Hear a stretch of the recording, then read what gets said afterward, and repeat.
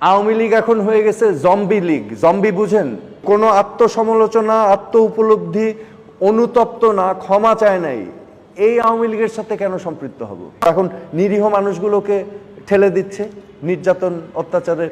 তো হবেই তো। মাফ চায় নাই, ক্ষমা চায় নাই, আত্ম উপলব্ধি নাই, অনুশোচনা নাই, উল্টা এখন আন্দোলন।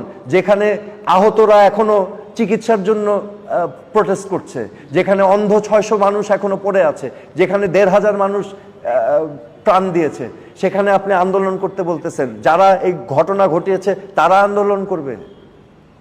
মানুষ এখন যে আরো কিছু করে না, এটাই তো আশ্চর্য। একটা স্ক্রিনশট প্রকাশ হয়েছে।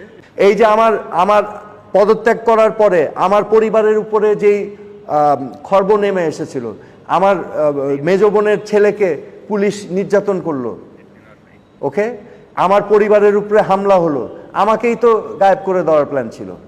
পরবর্তীতে আমার আরেক ভাগিনাকে কিডন্যাপ করে নিয়ে গেল 2019 সালে, আয়না ঘরে রাখা হলো 11 দিন। Let me tell you, it is not a joke. বাংলাদেশে যেটা হয়েছে এটা সিরিয়াস বিষয় হয়েছে। একজন মানুষকে 12 বছর গুম করে রাখা, what do you think this is?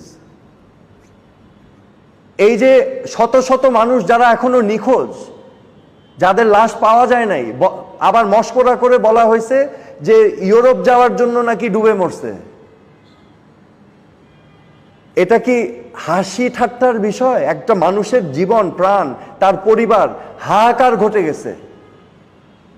অনেকে এখনো জানে না যে স্বামী বা তার সন্তান জীবিত নাকি মৃত, এখনো জানে না।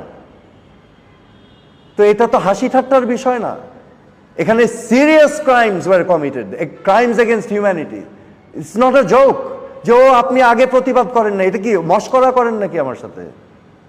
প্রতিবাদ করার কোনো স্কোপ ছিল এখানে? আপনারা রিপোর্ট করেন নাই কেন? আপনারা দুর্নীতি দেখেন নাই? Why didn't you report? আপনারা জানতেন না গুম হয়েছে? আপনারা দেখেন নাই লাশ ফেলে দেওয়া হয়েছে? Why didn't you report? আমার থেকে তো দায়িত্ব আপনাদের বেশি ছিল, কেন করেন নাই?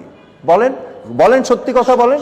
কারণ আপনারা করেন নাই বিকজ রাষ্ট্রীয় সংস্থাগুলো আপনাদেরকে ম্যানেজ করেছে এবং আপনারা ভয় পেয়েছেন রাষ্ট্রীয় সংস্থার, যে নিজে গুম হয়ে যাবেন, নিজে হত্যাকাণ্ডের শিকার হবেন, আর আমাকে প্রশ্ন করছেন।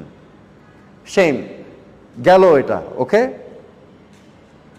বলেন আর কি জিজ্ঞেস করবেন? মানে আয়নাঘর যাওয়ার যে আশঙ্কার বিষয়টা বলছিলাম আর কি, তখন মানে আপনার প্রতি তো অনেক নির্যাতনের ব্যাপার আপনার পরিবার দিয়ে শুরু করা হয়েছিল। মানে আপনার ক্ষেত্রে কতটা ঘটেছে, বা আপনাকে আয়নাঘরে নেওয়ার মতো করে নেওয়া, গুম